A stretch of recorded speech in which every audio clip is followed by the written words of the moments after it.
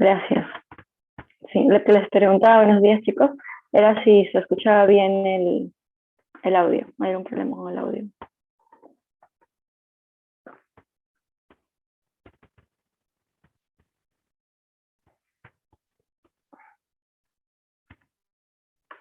Ok, asumo que ahora sí me pueden escuchar bien.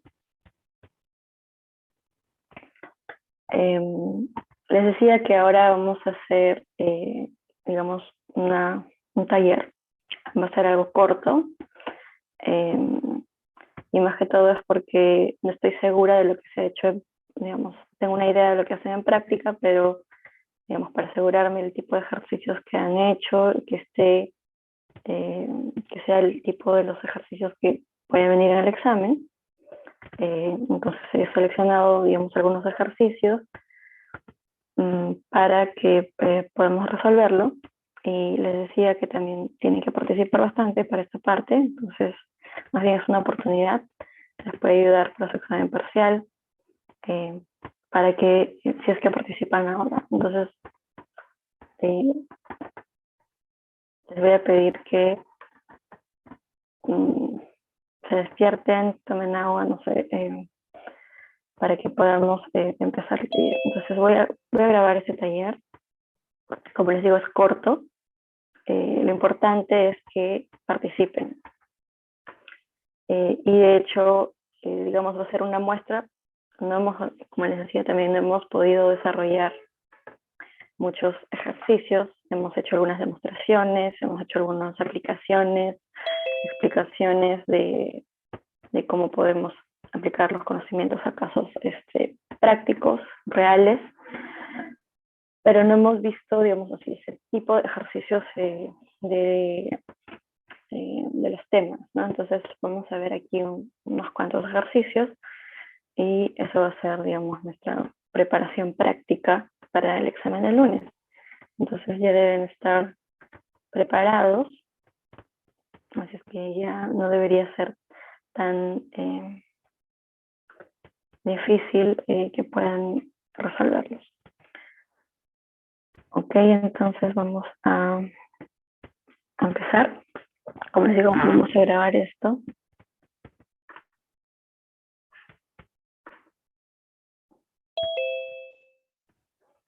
Recording in progress. Entonces va a ser, como les digo, va a ser bastante dinámico. Voy a pedir que participen.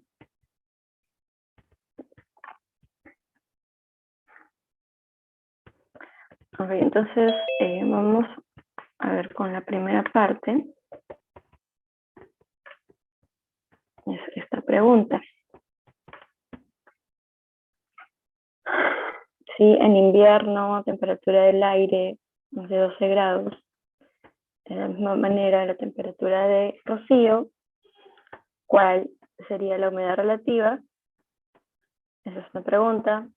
Luego, si las condiciones se repiten, es decir, si la temperatura del aire y la temperatura de rocío son iguales para verano a una temperatura de 30 grados, ¿cómo cambia la humedad relativa?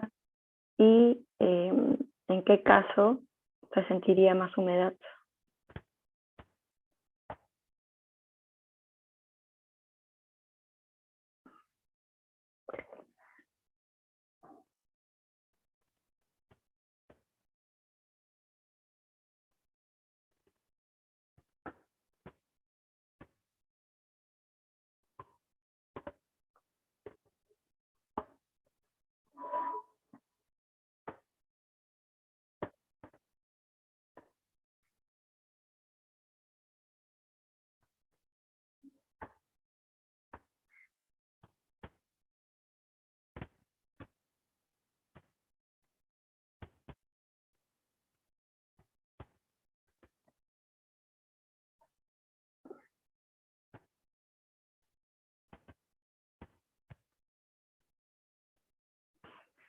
Les dejo un par de minutos.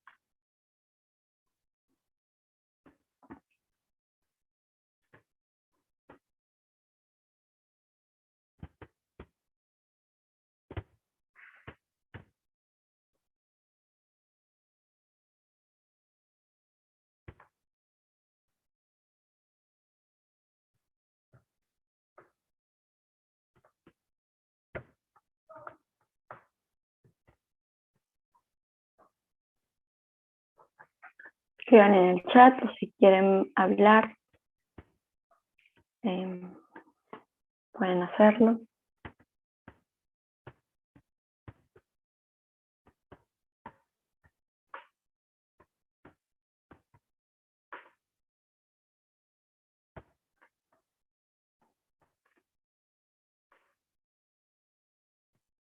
Les voy a repetir, esto les puede ayudar en sus calificaciones. Participen.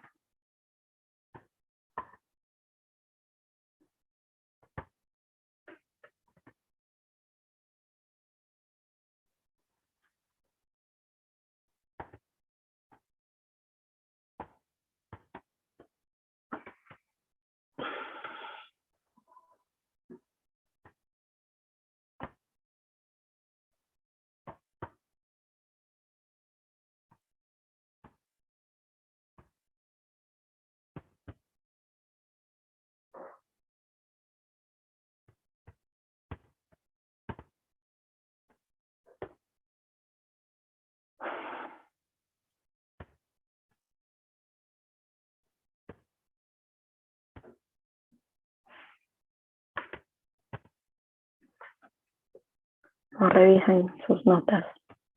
Tienen la oportunidad de hacerlo ahora.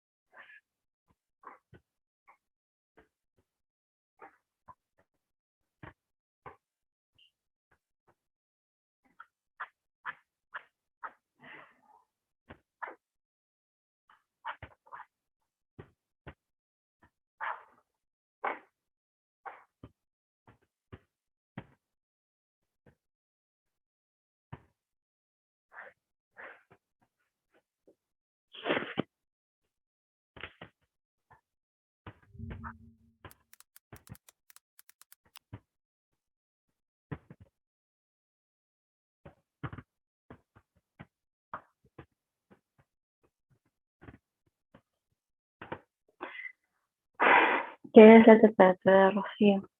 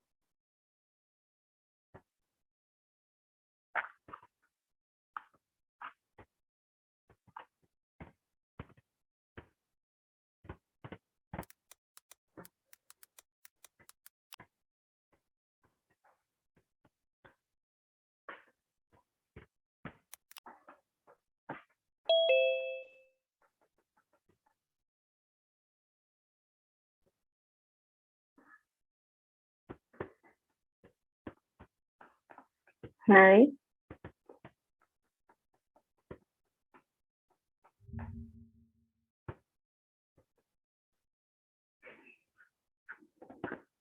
Bueno, pues estoy dando la oportunidad para que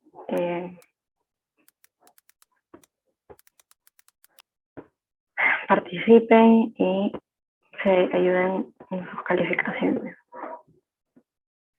Bueno, ya hemos visto la temperatura de Rocío es la temperatura a la cual se alcanza la saturación. Entonces, si la temperatura del aire es igual a la temperatura de Rocío, tendríamos una humedad relativa de 100%. Estas mismas condiciones se repetirían en verano, pero ¿en qué caso se sentiría mayor humedad?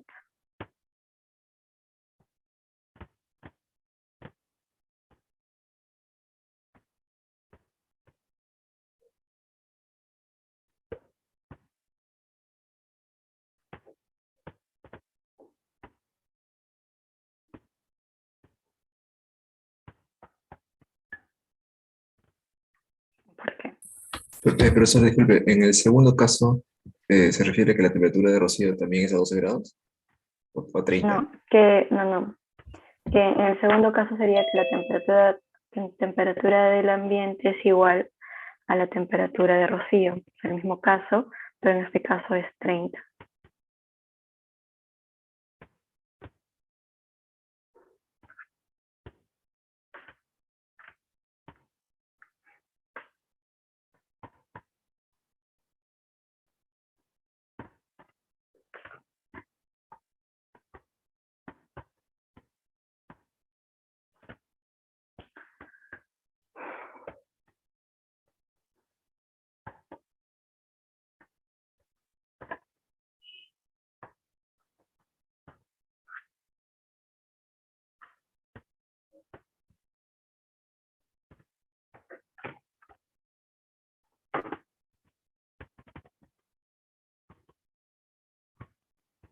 En ambos casos, la temperatura del ambiente es igual a la temperatura de rocío.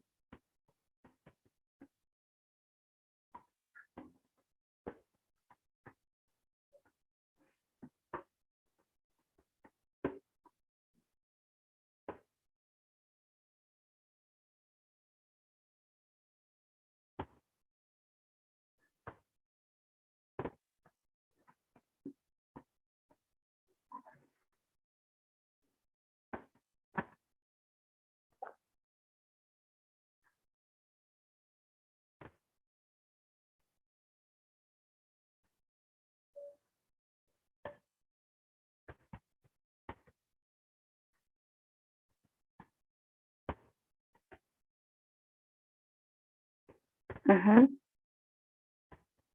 ¿Alguien quiere explicarlo? ¿Alguien quiere explicar a sus compañeros?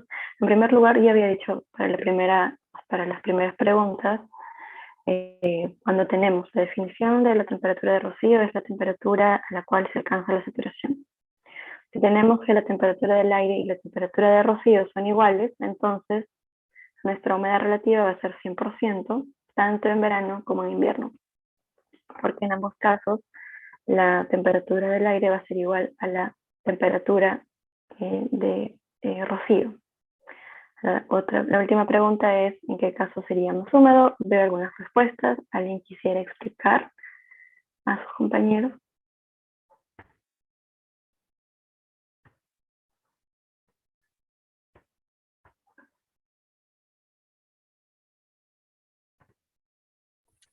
Profesora, yo pensaría que en verano habría más centímetros de humedad porque conforme la temperatura aumenta, creo que la capacidad de saturación es mayor, así que si es que se satura 30, la atmósfera habría recibido mayor cantidad de agua que si se saturara a 12. Eso es lo que creo. Uh -huh. ¿Alguien más? Profesora, yo pienso que lo sentiríamos más húmedo en invierno, pero en teoría en verano habría mucho más humedad que en invierno, debido a que el aire contiene mucho más vapor de agua que en invierno. Ok, entonces ¿por qué se sentiría lo contrario?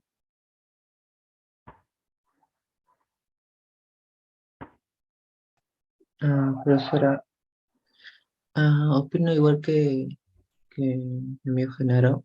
Digamos que en verano la capa se expande más, ¿no? Y por lo general las gotas de agua también van a estar dispersadas, bueno, en verano, ¿no? Pero en invierno, digamos, las capas se reducen y las gotas de agua están más concentradas en la parte más en la superficie, ¿no? Por esa razón, de repente, sí diríamos más humedad en el invierno. Uh -huh. eh, ¿Alguien más? Mm, También concuerdo con mi compañero Dani. es que el aire frío no es capaz de mantener tanta humedad que el caliente. Y en invierno el cielo... ¿Me Disculpa, escuchas? ¿podrías hablar un poquito más fuerte, por favor? Ya. Ah, que concuerdo con mis últimos compañeros, Genaro y Dani, que mm, el aire frío no es capaz de mantener tanta humedad como lo hace el aire caliente, pero en sí en invierno el nivel de humedad tiende a ser más bajo y en verano los niveles de humedad aumentan. Ujú. Ok, gracias. Uy, desconecté.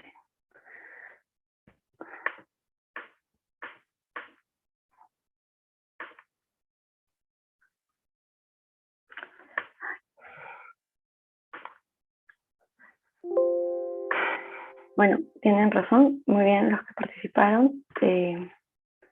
Sí, justamente por eso les ponía aquí este gráfico, ¿no? Para que recuerden cómo la presión de vapor de saturación está en función de la temperatura. Entonces, como pueden ver cómo cambia, por ejemplo, 12 grados, el cambio es bastante drástico que, por ejemplo, 30 grados, ¿no? Entonces hay, como los compañeros explicaron, mayor capacidad de poder contener humedad, ¿no? Entonces, la humedad relativa digamos, en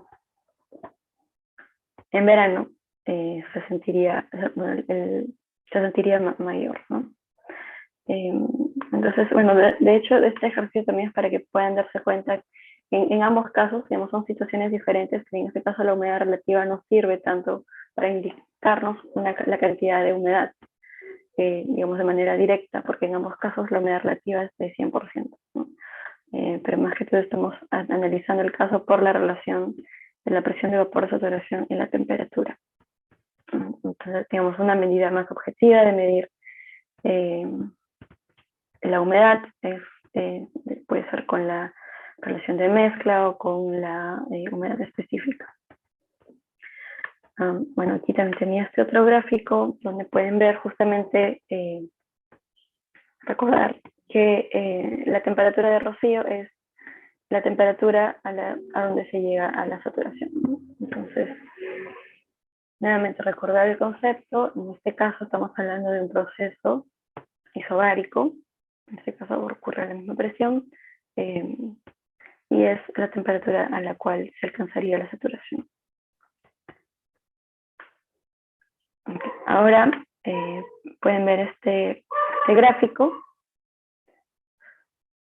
Ya han visto, ustedes ya han hecho más ejercicios con los tefigramas, los diagramas termodinámicos. Ya saben, por ejemplo, que la línea roja indica el valor de temperatura, los valores de sondeo de temperatura del aire, y la línea verde, los valores de la temperatura de rocío. Entonces, ¿cuál sería la razón de mezcla de saturación para un nivel de 700? Un valor aproximado.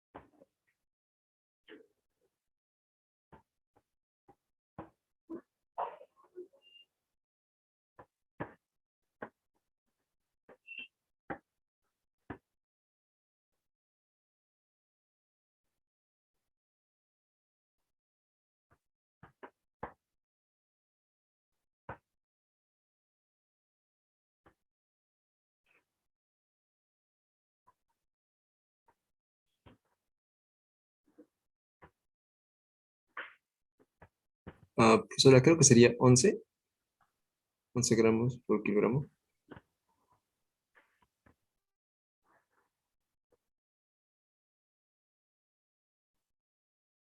Mm, ujú.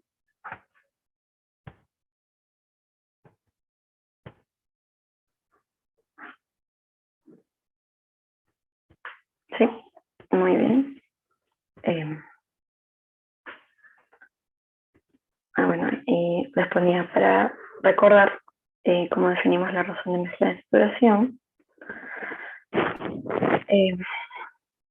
Y como dijo su compañero, aproximadamente tendría un valor de 11, entre 10 y 11 gramos por kilogramo. Ok, siguiente pregunta. Ahora, ¿cómo podrían determinar la humedad relativa en este sondeo?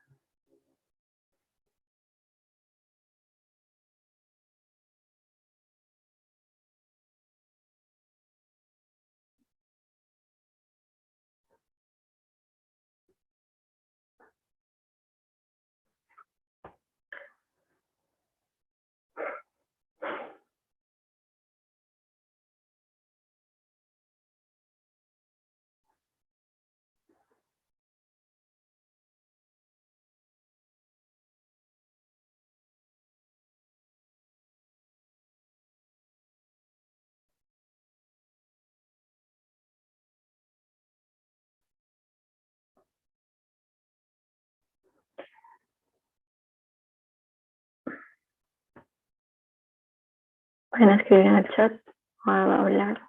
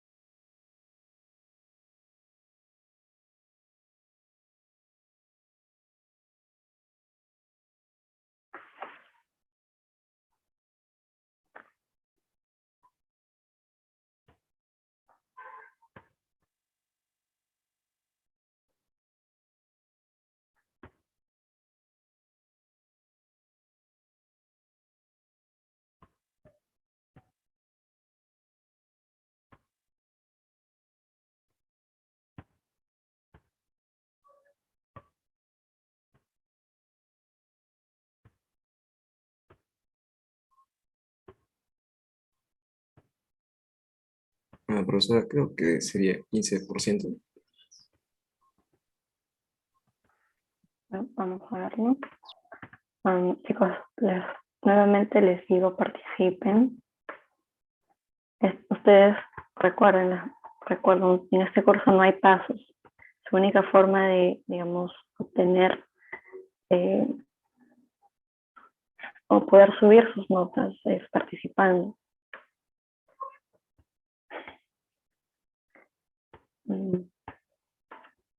Okay, entonces, para un nivel de 600 tendríamos, bueno, vamos a utilizar las razones de mezcla. Aproximadamente, digamos, para la temperatura del ambiente es de 6.5 y para la temperatura de rocío es de 0.5. ¿no? Entonces, tendríamos un valor aproximado de 8%.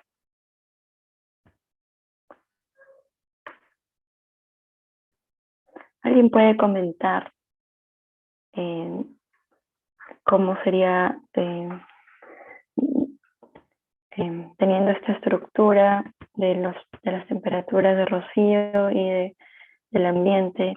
¿Alguien podría decir algo sobre qué tipo de proceso vemos? Si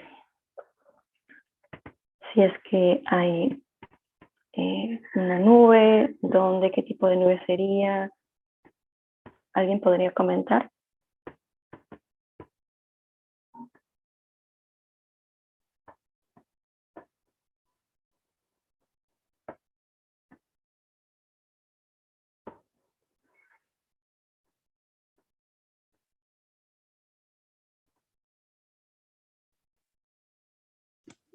Profesora,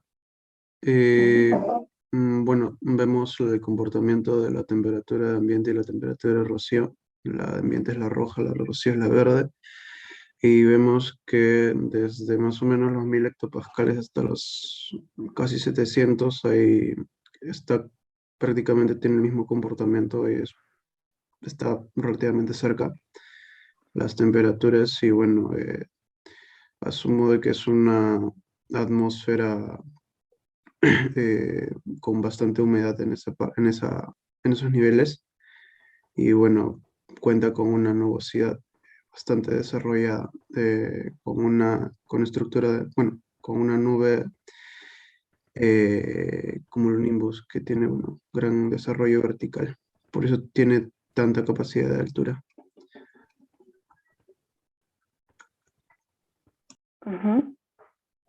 Sí, de hecho, si calculan el nivel de convección por ascenso, digamos, podría ser aproximado, ¿no? Digamos, este gráfico no nos da, digamos, lo que sabemos es que la temperatura del ambiente debería llegar a la temperatura de rocío, están bastante cerca, pero no, digamos, no se juntan, no se intersectan. Pero, como dijo su compañero, podemos ver que en niveles bajos hay una gran disponibilidad de humedad, ¿no? Tenemos, digamos, bastantes condiciones que podrían favorecer para la formación de una nube de gran desarrollo vertical, como dijo su compañero, y ya no hemos visto, digamos, otros procesos, pero como pueden ver, como el cambio en el perfil de temperatura del aire justamente indica esto, ¿no? Digamos, esta disponibilidad de energía, si lo queremos ver en términos de área, ¿no?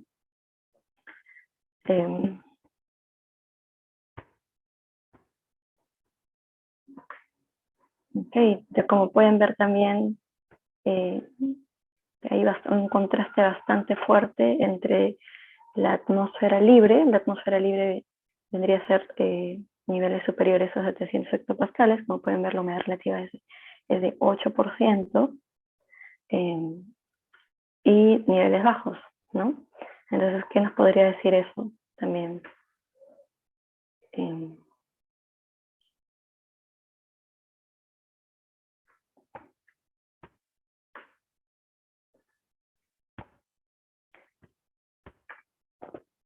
Profesora, disculpe, ¿dónde era el nivel de condensación por ascenso? A ver, gráficamente es el nivel donde se intersecta la temperatura, me parece, la temperatura de rocío y la temperatura del ambiente. No estoy segura si lo hemos visto en clase. El profesor Ibáñez me dijo que lo habían hecho en práctica. Sí, pero no salió. Sí. ¿No le salió? ¿Cómo no le salió? Nos dividimos en grupos y nos dio para 2 días, pero nos demoramos mucho y algunos sí les salieron, ¿no? Pero en mi caso, en mi grupo no. Ah, ok, ok. Ujú. Ok, bueno, es bueno saber eso.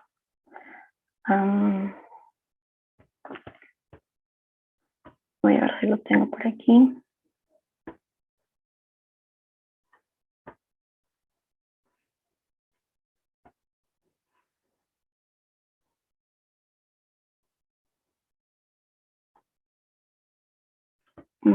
Sí lo enseñamos. Si ven sus diapositivas anteriores, en la clase pasada, justamente cuando vemos el nivel de condensación por ascenso, eh,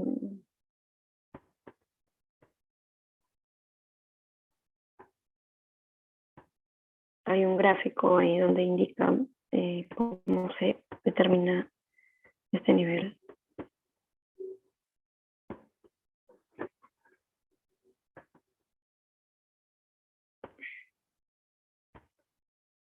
Ok, entonces se determina Por la diabática seca, ¿verdad, profesora?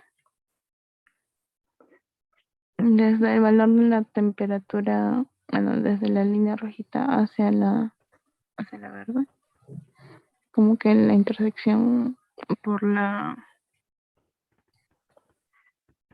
la gradiente de la seca. Sí, me parece que Ajá. en ese gráfico no, no tenemos las líneas de... Oh, sí, estas son, me parece, las líneas azules.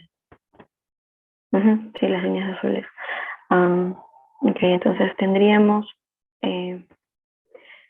la intersección de la saturación, de la presión de vapor de saturación con la adiabática seca, teniendo en cuenta, digamos, la presión de saturación de la temperatura de rocío, ¿no?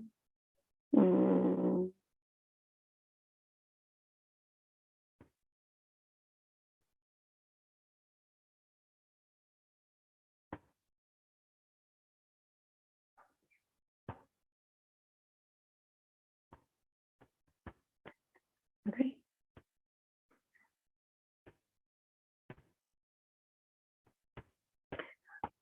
De hecho, les pasé un video, no sé si lo han visto. Me parece que ahí está bastante bien explicado. Podemos revisarlo ahora.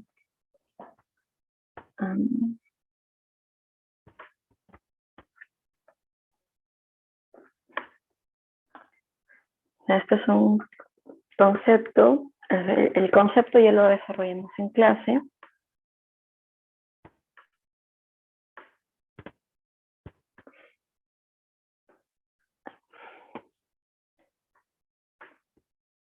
Pero bueno, sería, de hecho, es algo que tenían que también tener claro en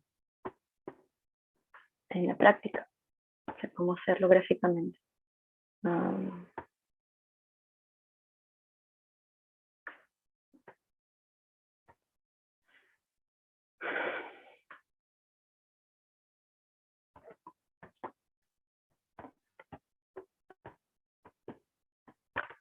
Si no lo han visto, les voy a recomendar que lo vean, es bastante dinámico. Vamos a ver.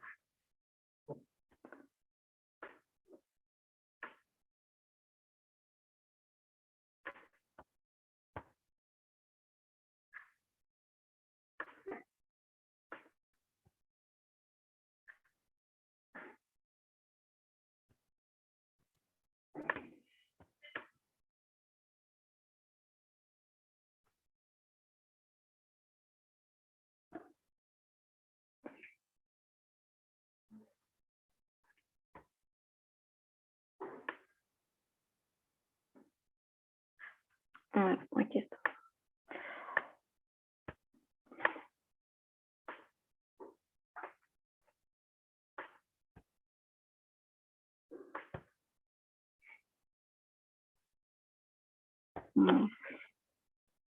Bueno, yo les recomiendo que vean pueden ver esto, o pueden ver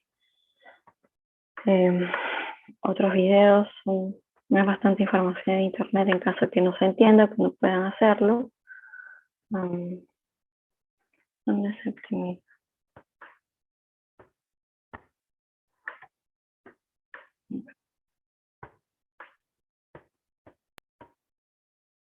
Okay.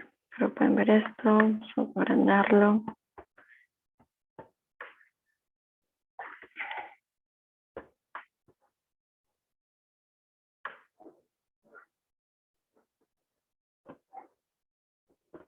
Entonces ahí tienen un ejemplo del perfil de temperatura de rocío y la temperatura del ambiente. Tienen acá las diferentes líneas. En este caso la línea verde estaría indicando la diabática seca.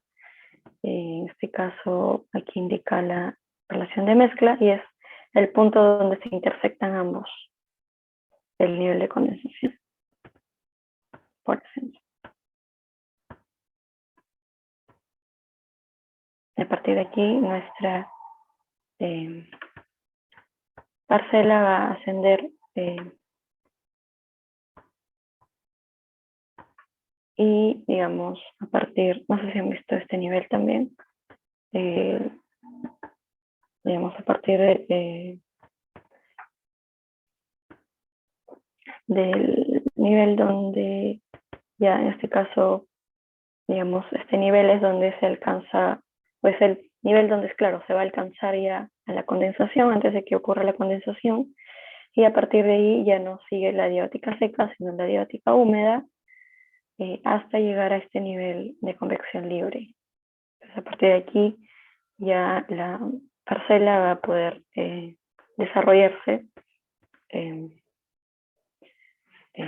sin estas, digamos, condiciones o restricciones. Ok, entonces ya está nuestro recuerdo de cómo se calcula el nivel de condensación. Podemos ver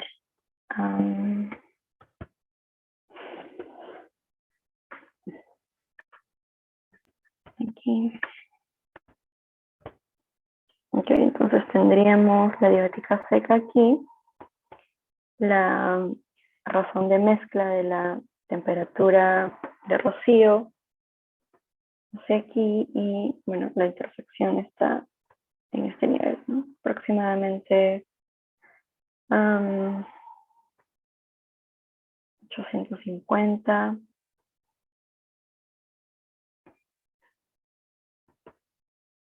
o un poco menos, 870, 800, un poco más de 850 hectopascales.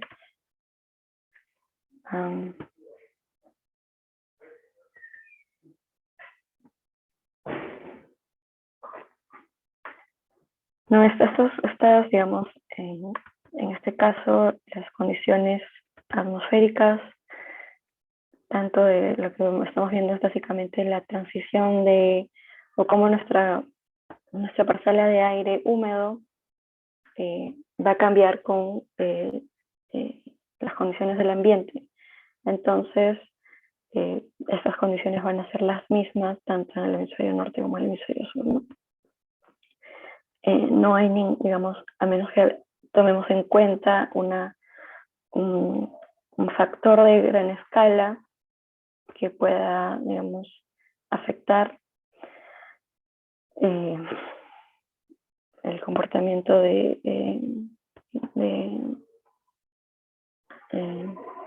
desarrollo o la transición de nuestra parcela de aire húmeda a, digamos, el cambio de estado, digamos, una condición de larga escala que puede afectar el cambio de estado.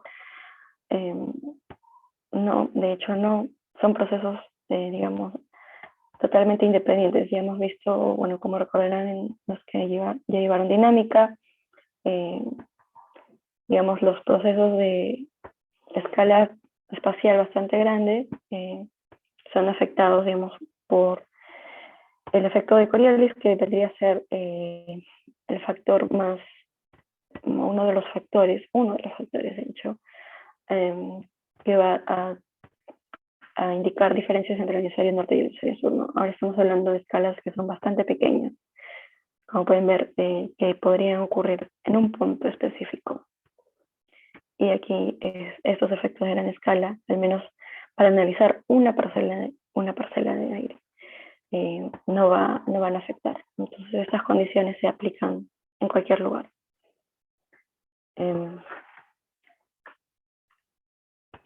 Lo que sí podría verse tal vez es, pero esto no lo vamos a ver porque no estamos en el curso de dinámica, pero lo que sí podría, bueno, respondiendo a una pregunta que me están haciendo, mejor la voy a leer, es si es que teniendo la información del gráfico termodinámico podemos saber si se trata del hemisferio norte o el hemisferio sur.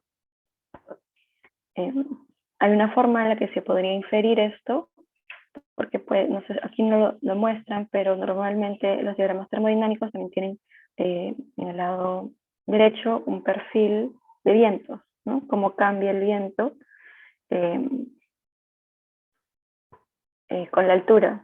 Entonces eso nos puede indicar ya de paso para recordar a los chicos que llevan dinámica, el cambio de viento con la altura, el tipo de giro con respecto a niveles bajos y niveles altos nos puede indicar una dirección, ¿no? Entonces, tal vez podríamos inferir el impacto de gran escala a partir de los vientos que a veces aparecen como información extra en los radiosondeos, en estos gráficos termodinámicos, pero eso no lo vamos a analizar acá, no es el curso, simplemente analizando el perfil de temperatura y las condiciones de humedad.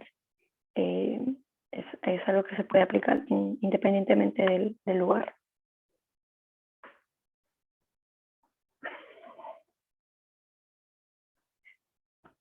Ok, entonces, bueno, para terminar este ejercicio, ya, bueno, pudimos más o menos a nivel de 850 detectar este nivel de condensación por ascenso. Y a partir de aquí, digamos, vamos a tener el cambio de estado. Como pueden ver, justamente la temperatura del aire sigue ya, digamos, otro gradiente con respecto a lo que sería en superficie, ¿no? De hecho, aquí no muestran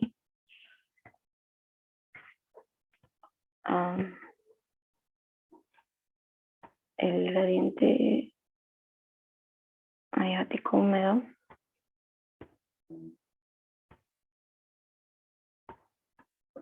Profesora, Pero bueno, dime. una pregunta. La diabática seca es esa línea azul, ¿no? Sí, eso es lo que, sí, de hecho. Ya, gracias.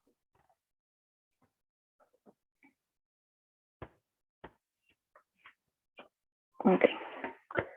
Bueno, entonces el punto que quería hacer era que, digamos, en la capa límite, podríamos decirlo así, aproximadamente, lo que conocemos como capa límite, tiene condiciones bastante diferentes a la troposfera libre. Como pueden ver, el contraste de humedad es bastante grande. Y bueno, esto ya lo vamos a ver más adelante, pero simplemente, digamos, es importante notar este cambio, ¿no? Ok, ahora sí ya, digamos, vamos a ver algo que sí conocemos, que sí hemos visto.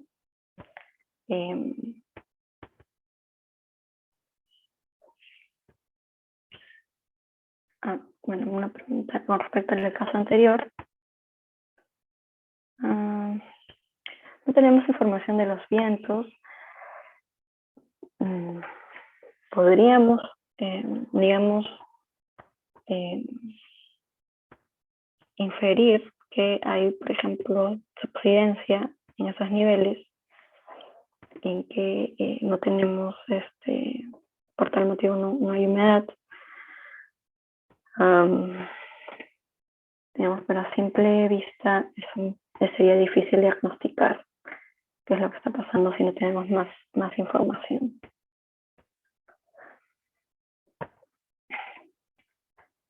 Ok, en este caso, como les digo, ya ahora sí vamos a tratar de ver un proceso que hemos visto en clase, pero primero pueden determinar la temperatura de rocío, 850 hectopascales. Perdón, la depresión de rocío. Ya saben qué es la depresión de rocío.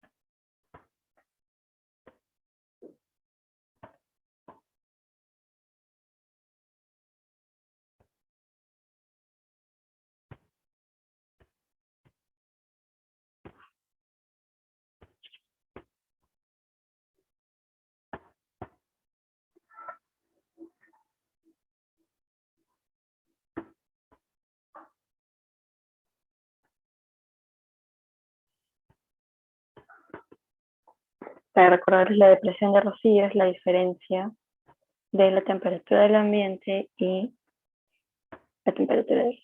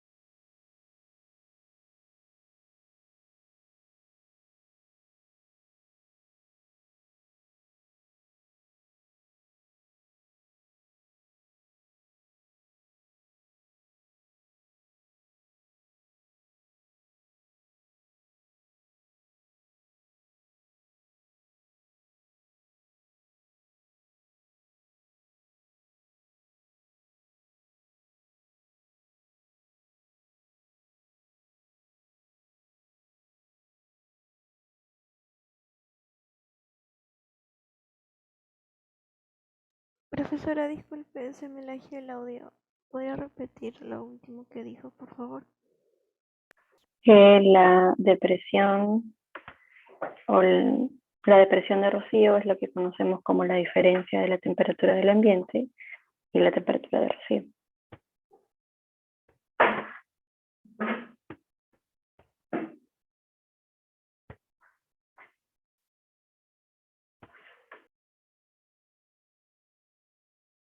Gracias.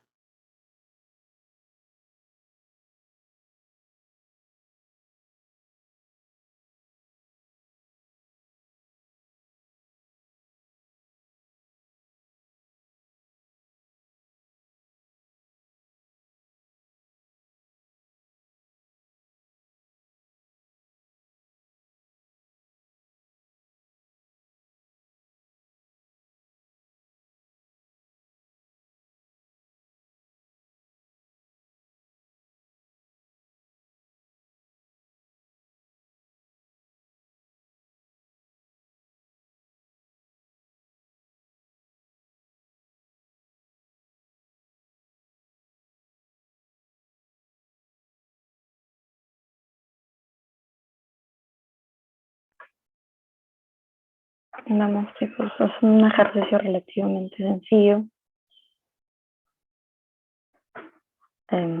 ¿Alguien quiere participar?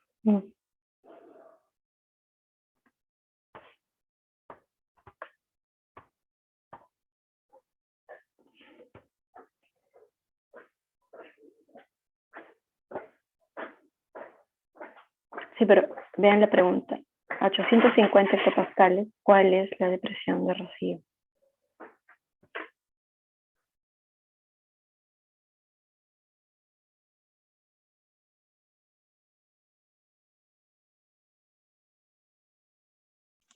Profesora, disculpe, no sé si soy yo, pero yo no veo la pregunta. Estoy viendo eh, una captura de pantalla, pareciera, de varios de nosotros. No sé si es mi pantalla o el resto. A mí también me sale la captura. Sí, profesora, también. Estoy viendo la pregunta de la 3 de Del utilizar el sondeo. sondeo para determinar la humedad relativa. ¿Sí? Sí, desde hace rato está Ok, así. Yo pensé que era una ok. captura de pantalla. Yo también. Vamos a ver entonces. Vamos a volver a compartir.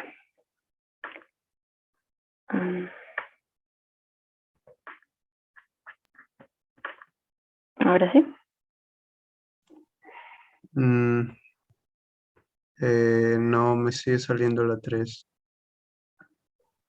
Pero, ok. Ahora, ¿no cambia? ¿No varía la No, pues, no. Qué raro. Ahí recién sí. Parece que cuando agranda la pantalla por completo, se parece la captura de pantalla, pero cuando lo achica, sí sale. Ok, qué raro. Entonces, no. Ahí sí se ve bien. Entonces vamos a hacer un zoom.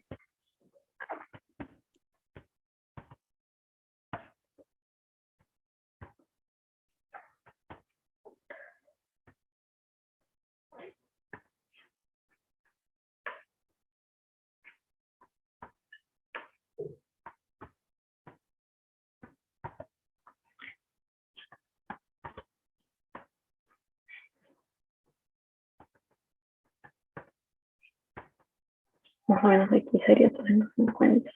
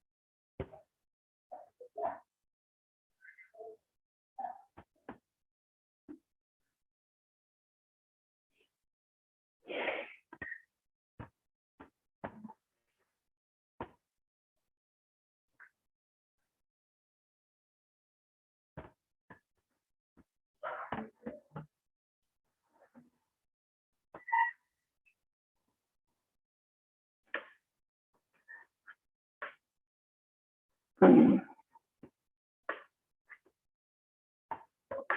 Voy a intentar una vez más. ¿Pueden verlo?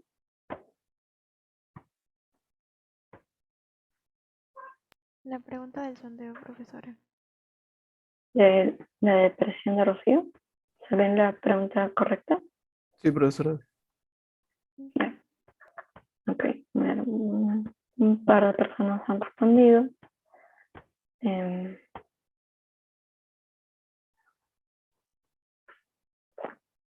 Estamos hablando de la depresión de Rocío, 850 hectopascales.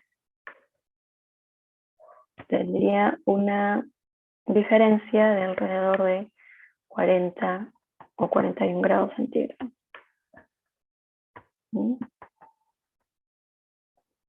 Y como pueden ver el perfil, digamos, es un perfil bastante particular, ¿no?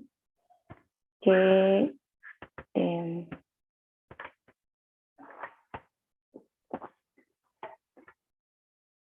¿qué proceso podemos ver? ¿Con qué proceso estaría sucediendo y cómo influirían estas condiciones?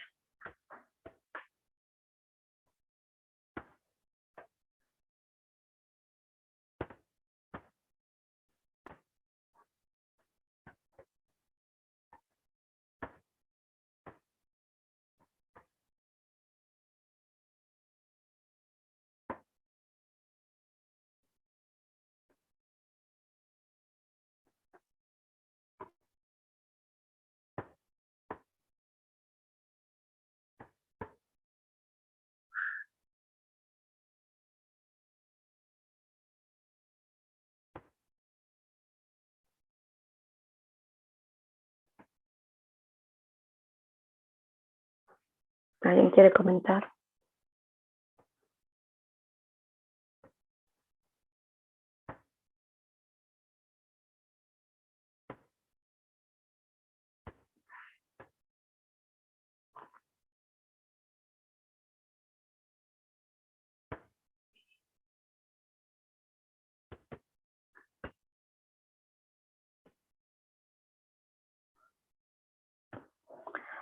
Una ayuda. Pueden ver que tanto la temperatura de Rocío como la temperatura del ambiente coinciden, pero solo en nivel de superficie.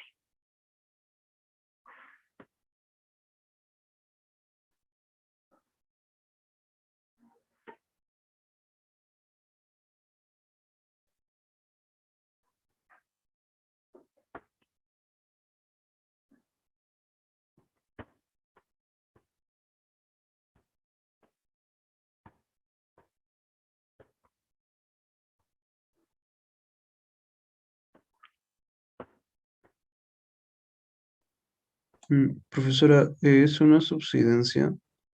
Hay bueno, bastante disponibilidad de humedad de superficie por las temperaturas y, y bueno, no hay mucho desarrollo vertical de nubes, solo hay nubes bajas y bueno, por eso me hace pensar que es una subsidencia, pero yo veo inversión térmica también en 900. No sé si se refiere a eso con el proceso que ocurre. Pero fíjate bien, tendríamos una nube a 1000 hectopascales. Se podría llamar nube, digamos, a superficie. Bueno, no es ¿Qué otro proceso podría ser que ocurra en superficie donde se llega a la saturación?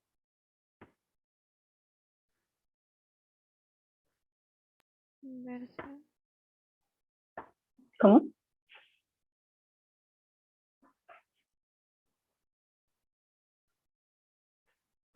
Concéntrese en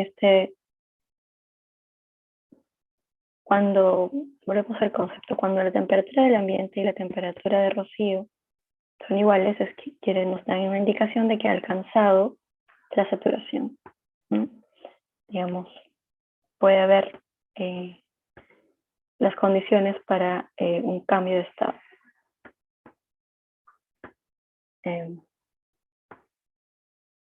Pero esto solo está ocurriendo en superficie. Entonces, concéntrense solo en lo que está ocurriendo en superficie. No, en este caso, no vemos ninguna inversión. Estamos concentrándonos en la superficie. Hay inversión a niveles bajos sobre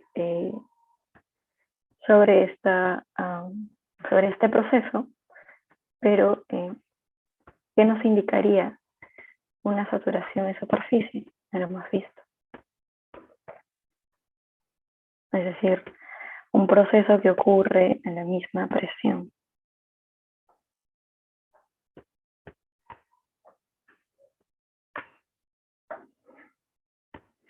Neblina. Sí, ya dependiendo de qué tanto alcance tenga, puede ser niebla o neblina. Hemos visto que un proceso en superficie no implica ningún ascenso, no hablamos de formación de nubes, pero debido a la temperatura, que en este caso llega a ser igual a la temperatura de saturación, a la temperatura de rocío, y es por eso que tenemos formación de niebla. Entonces, ¿cómo creen que esta diferencia o esta depresión de rocío puede influir en nuestra niebla?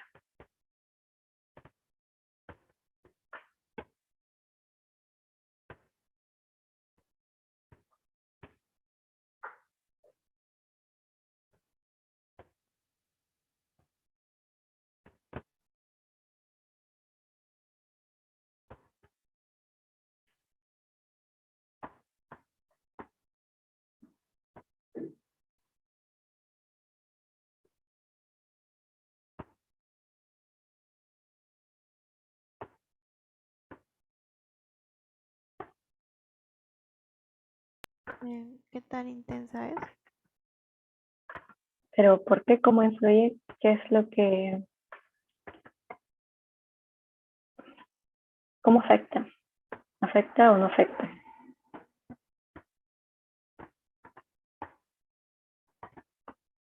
O no, o mejor ya para tratar de ir paso por paso. ¿Qué es lo que da origen a la niebla? ¿No?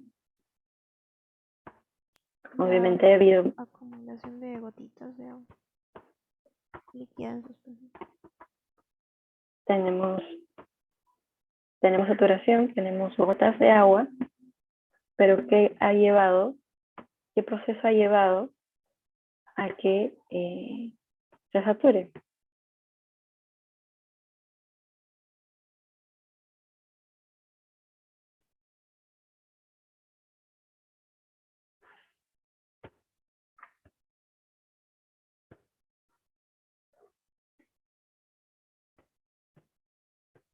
¿A través de qué proceso podemos tener niebla? ¿Qué condiciones permiten que se llegue a la saturación?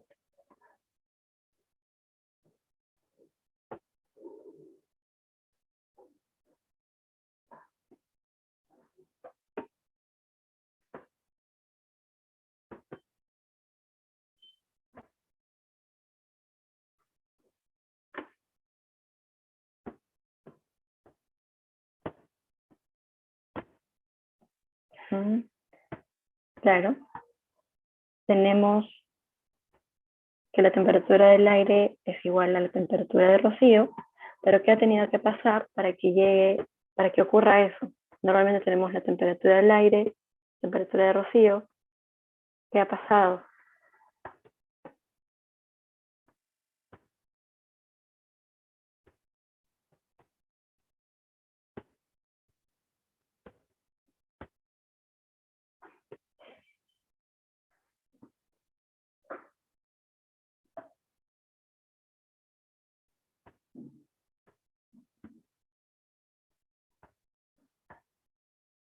¿No se produce un enfriamiento, profesora?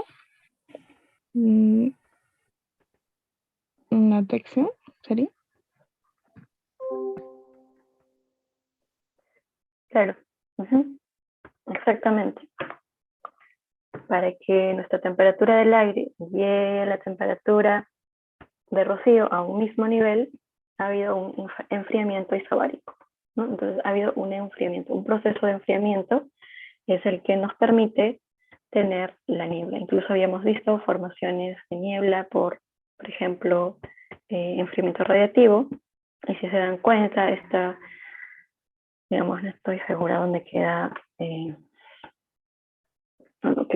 qué diferencia horaria hay, pero digamos del orden de 6 a 8 horas, no, 5, 5 a 7 horas de diferencia, nos indica que este sondeo ha sido en la mañana, ¿no? Justamente donde tenemos las condiciones frías. Entonces, ha habido un enfriamiento, tenemos que las condiciones se han dado para que se pueda formar niebla, y la pregunta es, ¿cómo puede influir la depresión de rocío, digamos, sobre la niebla para este proceso? ¿Afecta o no afecta? ¿Y cómo afectaría?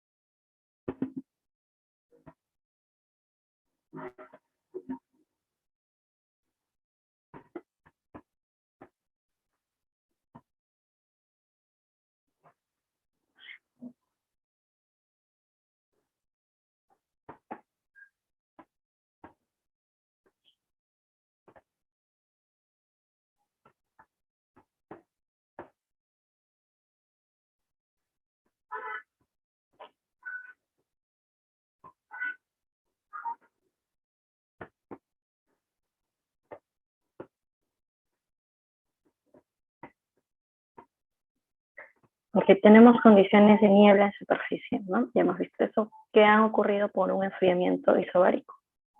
Eso también lo hemos visto, ya digamos, lo sabemos por concepto. Mi pregunta es, ¿cómo afectaría, si es que afecta? La primera pregunta en todo caso sería, ¿afecta tener una depresión de rocío a nuestro proceso de niebla? ¿Cómo afectaría, si es que afecta?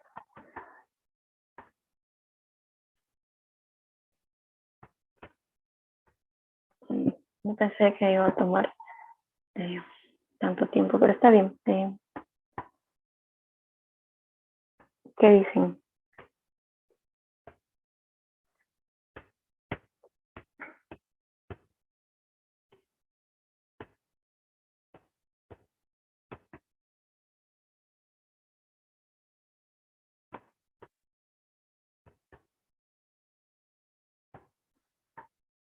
En primer lugar, ¿afecta o no afecta?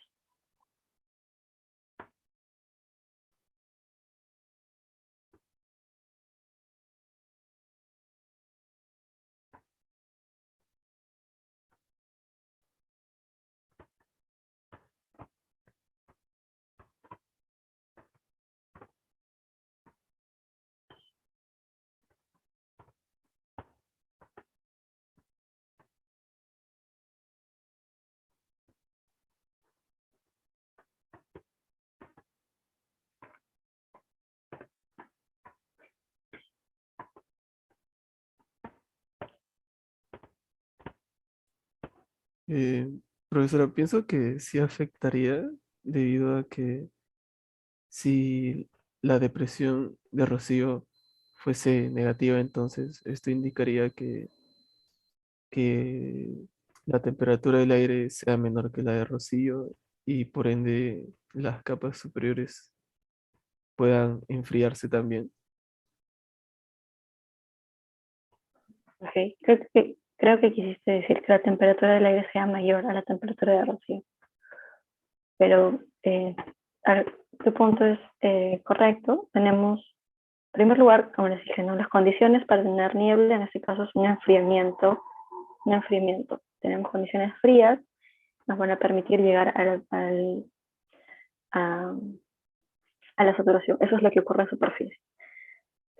Y sobre nuestra niebla tenemos un contraste bastante grande de la temperatura del ambiente y la temperatura de rocío, donde pueden darse cuenta que esto va a favorecer a tener o a mantener las condiciones de niebla en superficie por este gran contraste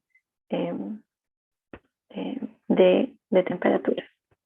De hecho, justamente esta inversión es la que, digamos, también es responsable de mantener la niebla ahí, ¿no? Y es lo que se observa también en Lima, ¿no? Tenemos normalmente tenemos a veces condiciones de niebla, pero si vemos la estructura de la temperatura del aire, podemos ver normalmente zonas de inversión fuerte. Entonces, digamos, mantiene estas condiciones,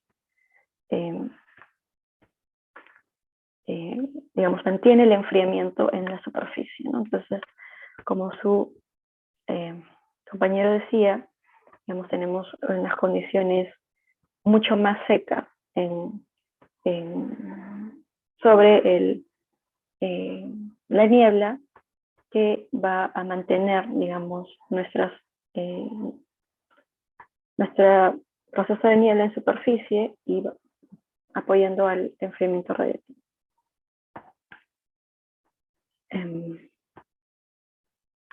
Ok, y ahora son solamente 3 ejercicios. Más o menos esto es como les voy a poner, ¿no? No tienen que memorizarse ninguna fórmula, pero sí tienen que saber los conceptos. De hecho, tampoco, no sé qué tanto sería ponerlos, por ejemplo, definiciones básicas como la relación de mezcla, que es lo que ya se debe saber.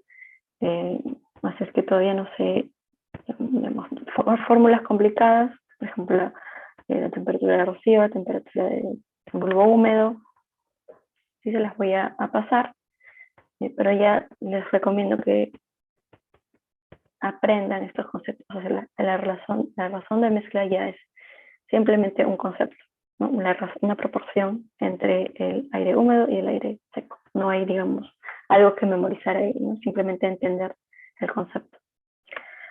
Okay, entonces, para la primera pregunta, no quiero, digamos, no quiero que me den un número de respuestas, sino que me digan qué temperatura, cuál es la temperatura a la que se estarían refiriendo. ¿Qué tipo de temperatura tendrían que buscar?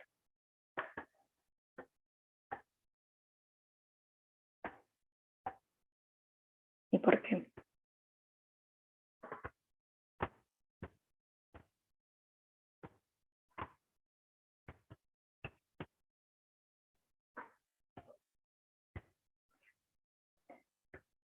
¿Y por qué?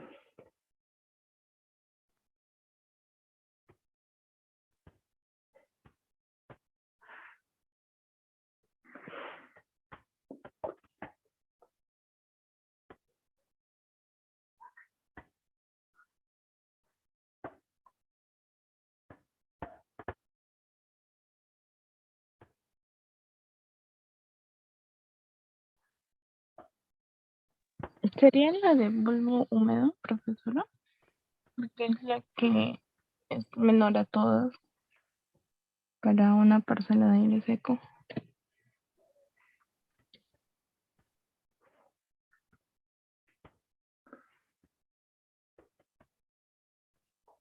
Ok, ¿alguien más quiere opinar?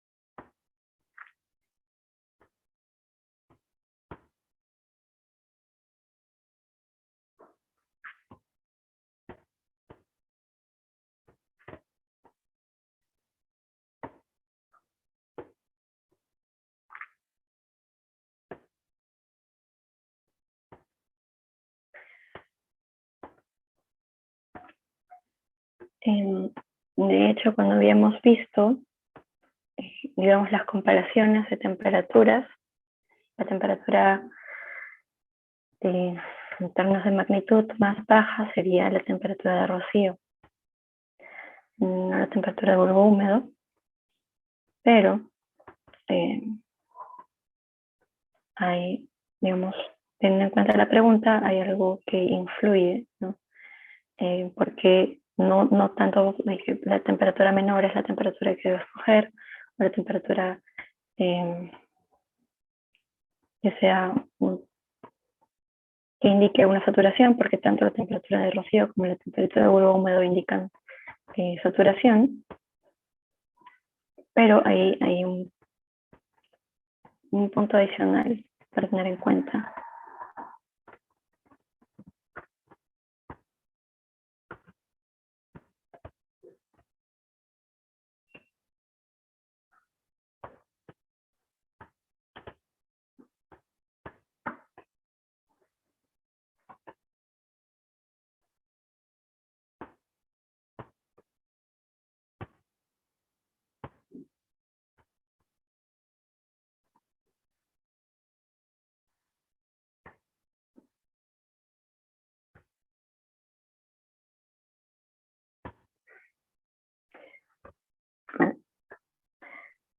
Sería, en este caso estamos preguntando, ¿cuál sería la menor temperatura posible a la que el aire seco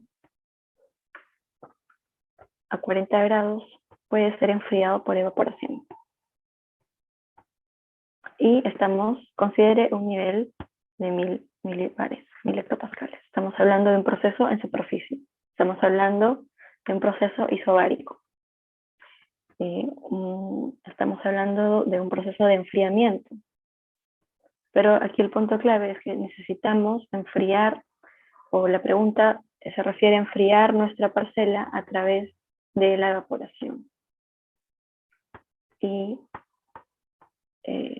la diferencia entre la temperatura de rocío y la temperatura de bulbo húmedo justamente está en que en uno no hay cambio de fase, no hay cambio de intercambio de calor, y en otro, perdón, en intercambio de temperatura.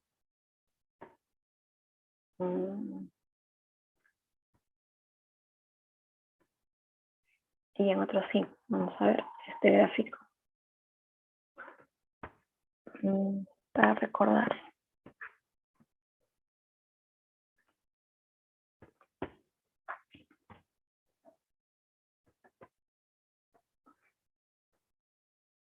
La temperatura de bulbo húmedo, justamente, digamos, perdón, la diferencia es justamente que uno es isobárico, el otro requiere un cambio de una condensación, un proceso de cambio de estado, en este caso evaporación. Pero es un proceso adiabático.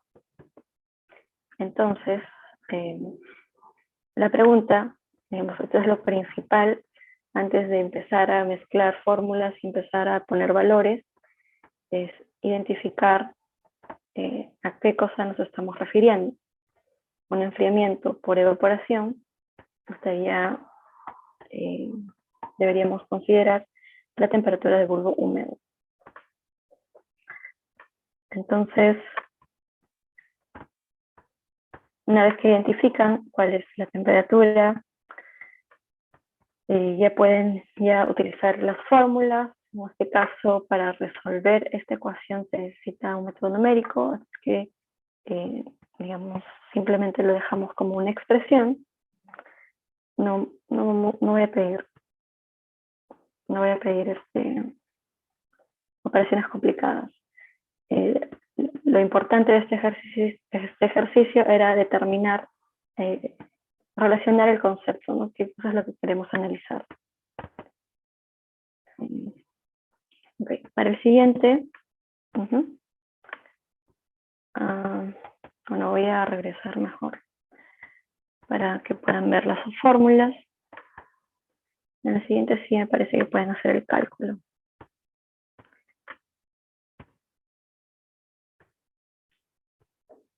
A ver, tiene unos minutos. Estoy unos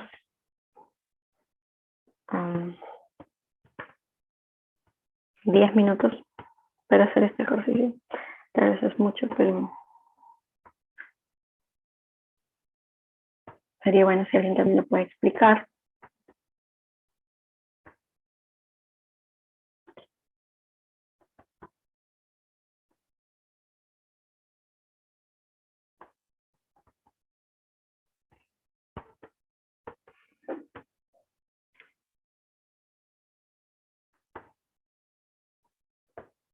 Bueno, vamos a dejarlo en 5 minutos mejor.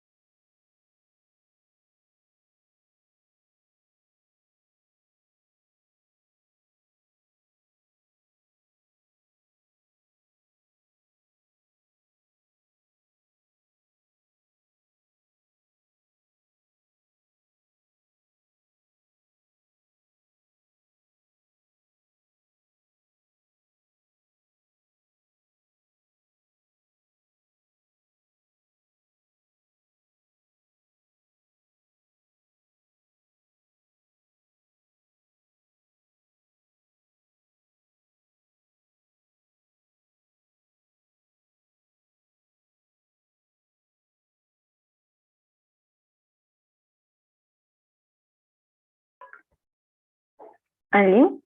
¿Alguien puede hacerlo?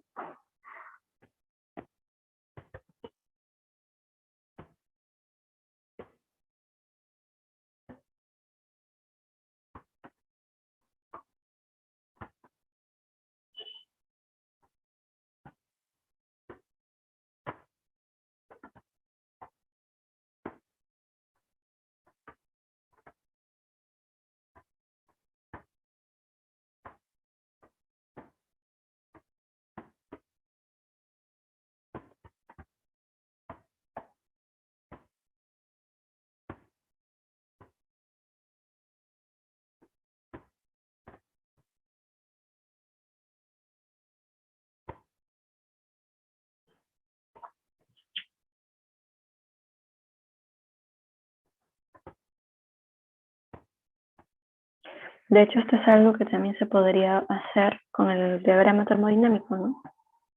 Así que podría haber dos formas de poder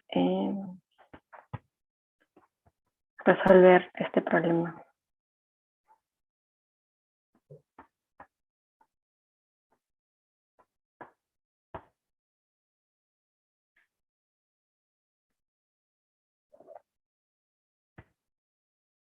Alguien que diga al menos qué temperatura estaríamos buscando en este caso.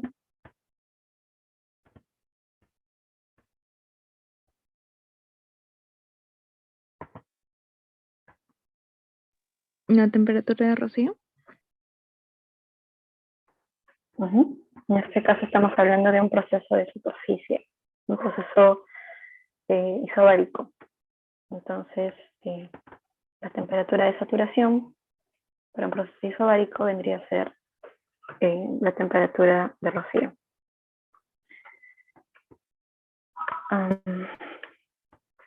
Bueno, aquí ya se había puesto la fórmula. Pero tenía que tener el dato, me parece que se lo había puesto. El dato de la constante para el vapor de agua. Y digamos es simplemente esta operación, simplemente aplicar la fórmula y les debería salir un valor aproximadamente 14 grados Celsius. Entonces, como les digo, este tipo de ejercicio, más que todo, más que aplicar la fórmula, es saber primero que digamos, tener en claro el concepto para luego poder aplicar ya las operaciones. Como les digo, en este caso podríamos detectar con esta información en un diagrama termodinámico, también podríamos hallar la temperatura de rocío. Y la última pregunta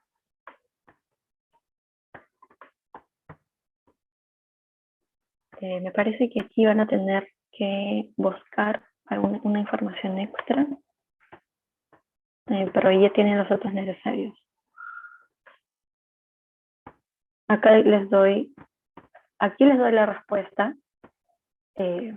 Tenemos 10 minutos que alguien me pueda explicar, alguien que pueda explicar este problema a sus compañeros. Ya tienen aquí la respuesta, simplemente tendrían que explicar, ¿no? Aplicarle, digamos, el concepto y explicar a sus compañeros. Les doy 10 minutos y luego pido un voluntario que explique.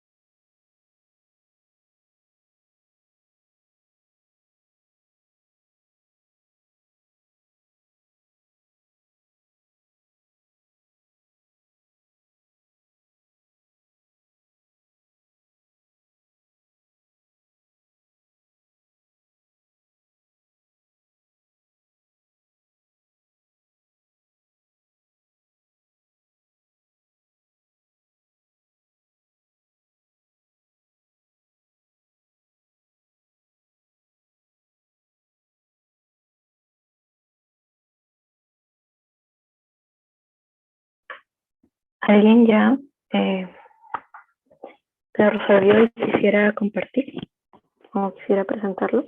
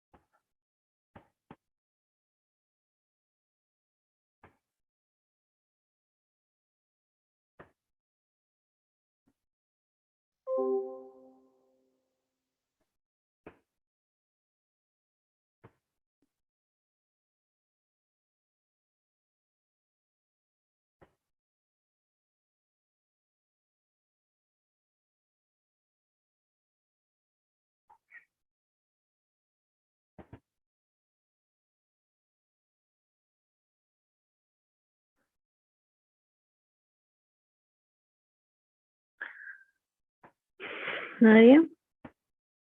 Ya les he dejado, bueno, en este caso, ¿crees? Ya voy a... ¿Nadie quiere presentar esto? Ya les he dado la respuesta. Mm,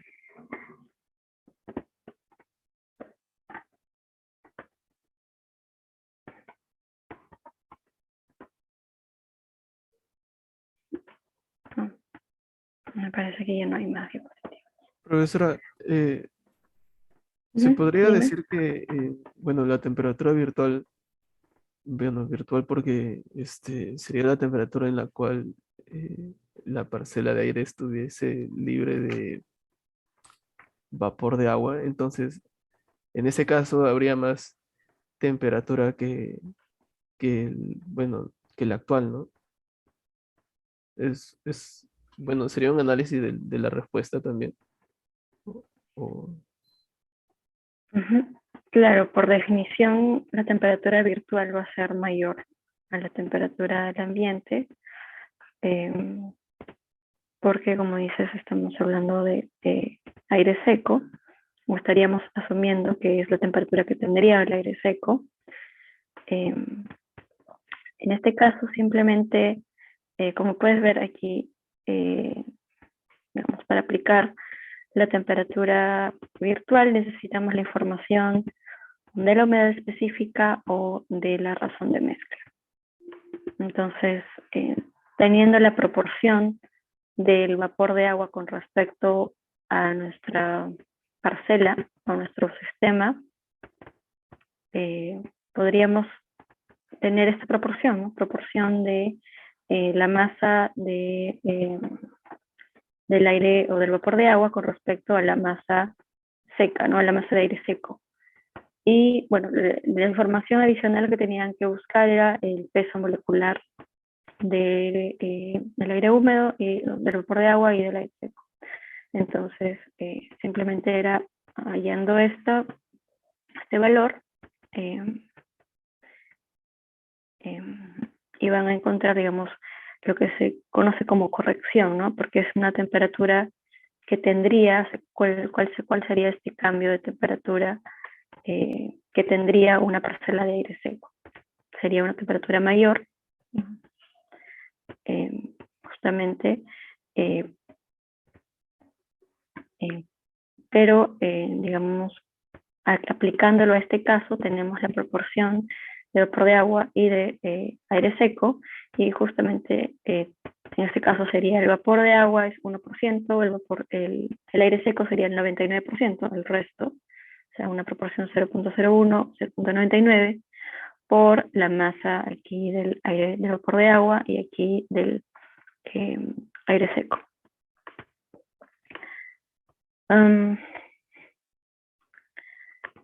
y con eso iban a tener esta corrección, ¿no? Ok. Bueno, entonces estos serán más o menos los ejercicios que vamos a ver, el tipo de ejercicios que les puede venir en el examen.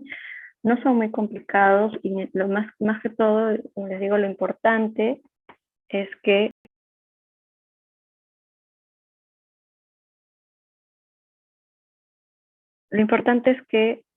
recuerden Recording stopped. y vinculen los conceptos, ¿no? Identifiquen cuál es el proceso que se está analizando, tanto, digamos, por ejemplo, en estos problemas numéricos como gráficamente, cómo podemos identificar. Entonces, les va a venir, van a tener que utilizar el diagrama termodinámico y como les he mostrado acá, este es un ejemplo de más o menos el tipo de... No van a hacer muchos ejercicios, de hecho, bastante interpretación, significado físico de ecuaciones. De hecho, que también hay conceptos que no, digamos, os voy a dar algunas fórmulas, pero no todas, hay conceptos básicos, la primera ley de la termodinámica, la segunda ley de termodinámica, el ciclo de Carnot. Les he dejado una tarea aplicada a la parcela de aire seco, no sé si lo habrán resuelto, pero ya dependerá de ustedes.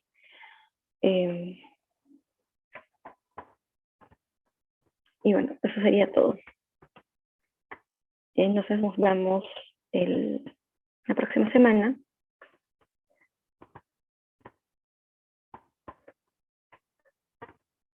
Perdón, nos vemos el lunes.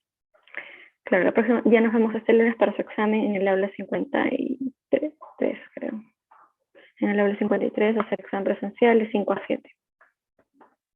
Bien, chicos, entonces estudien y nos vemos el lunes. Muchas gracias, profesor. Gracias, profesor.